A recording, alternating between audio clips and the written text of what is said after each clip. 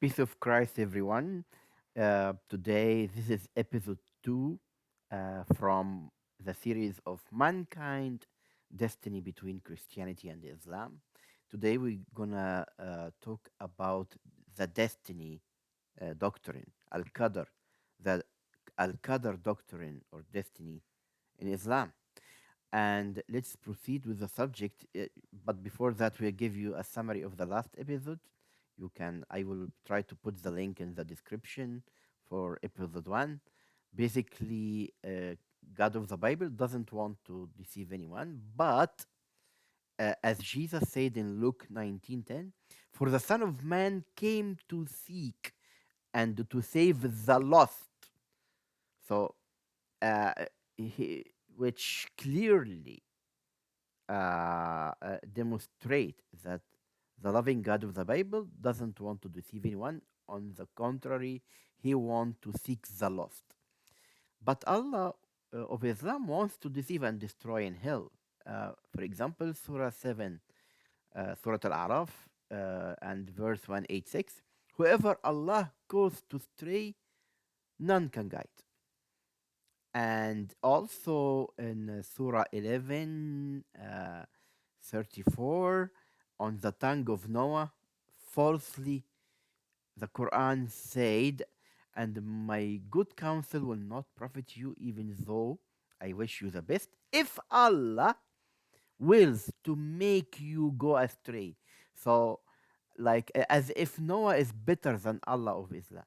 So, Allah of Islam wills to make you go astray. He is the Lord, false Lord, of course, and to him you shall be made to return. So that is really making the Allah of Islam is really the devil.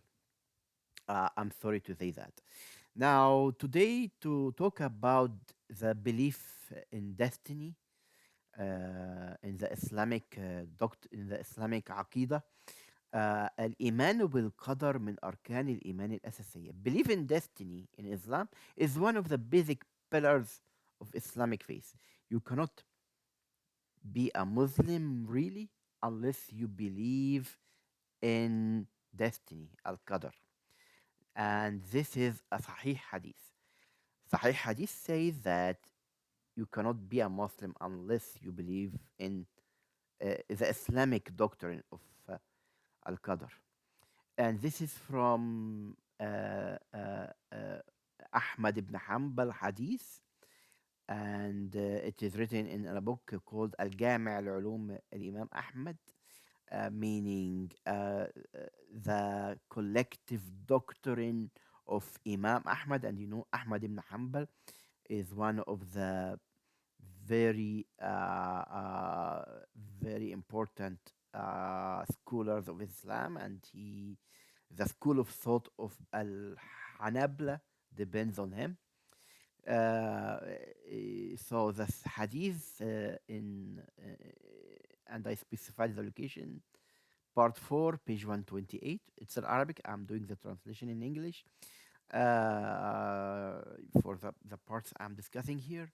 So عن النبي قال لا يؤمن عبد حتى يؤمن بأربع حتى يشهد أن لا إله إلا الله وأني رسول الله بعثني بالحق ويؤمن بالبعث بعد الموت وحتى يؤمن بالقدر. A slave, the Prophet of Islam claimed the following: a slave is not a believer until he believes in four aspects: to testify no God but Allah, and I am, meaning Muhammad, his messenger, send me with truth, and believe in the resurrection after death, that all people will be resurrected for judgment, and believe in destiny, al-Qadr.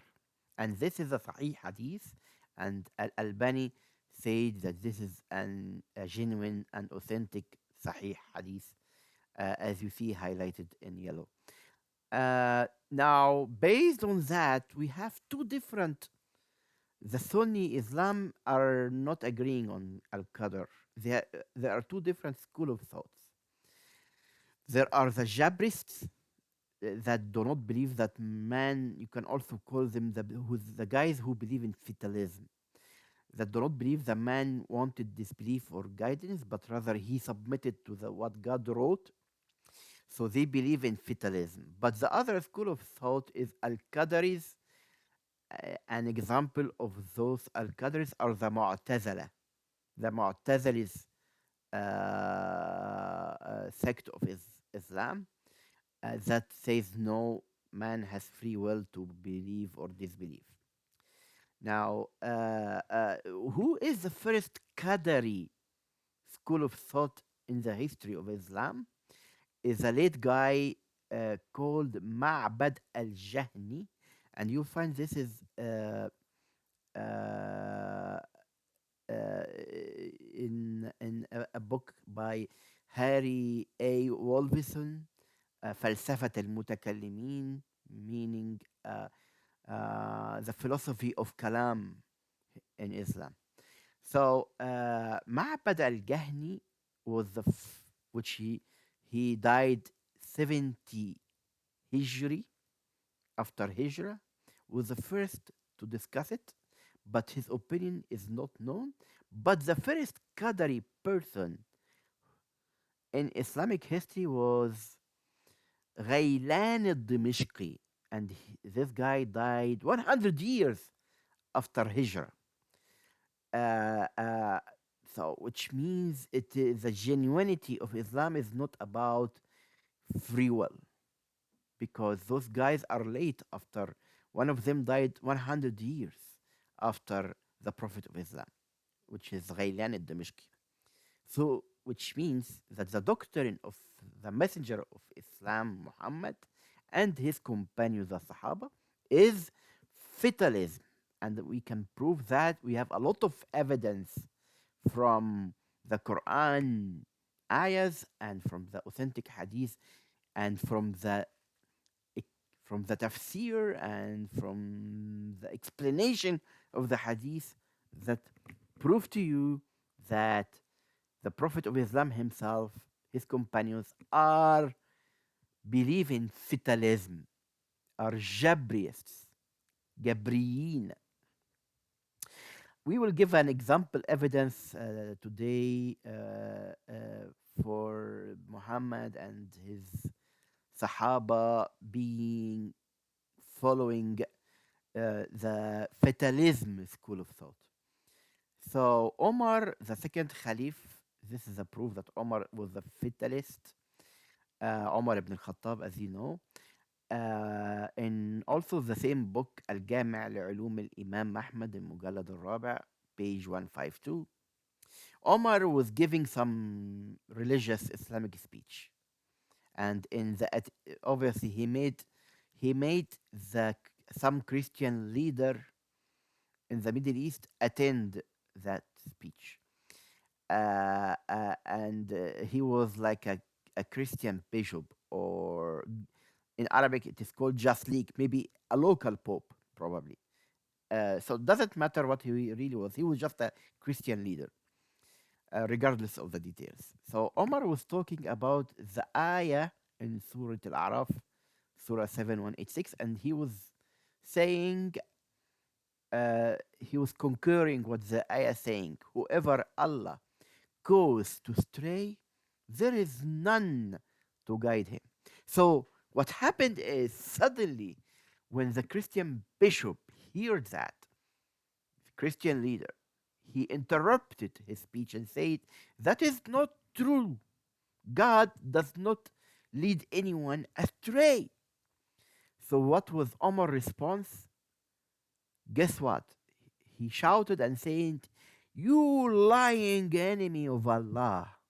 Allah created you, and Allah caused you to astray, and then He will put you to death. So you go to hell by Allah will. So, of course, this shows that Omar is basically a fatalist, believing in fatalism. Now, what about the Prophet of Islam himself, Muhammad? Here is a a very probably you might have you might or might not have uh, saw this hadith before in Sahih al-Bukhari, and as you know, any hadith in Sahih al-Bukhari is authentic and genuine. Nobody can object it. Narrated by Abdullah ibn Mas'ud. He heard the Prophet saying about the creation of a human in his tomb, in mother womb, and then Allah will send an angel who is ordered to write four things: dictate, write, in print. He is ordered to write down his deeds, his livelihood, his date of death, and whether he will be blessed or wretched in religion, which means he will go to hell or to heaven. And then the soul is breathed to him. So, as a consequences, Muhammad is continuing in his hadith. A man amongst you may do good deeds all his life until there is only one cubit between him and paradise, and then what has been written for him decides his behavior, and he starts doing evil deeds characteristic of the people of the hellfire. So that definitely proves that Muhammad believing Qadar was fatalism, and that shows an evil God, really. And that proves that God, Allah of Islam, is evil and having devilish traits. Next time, we will talk and answer this question: can we trust even our basic humanity in hands of Allah? And we will answer that question until we meet again. Peace of Christ.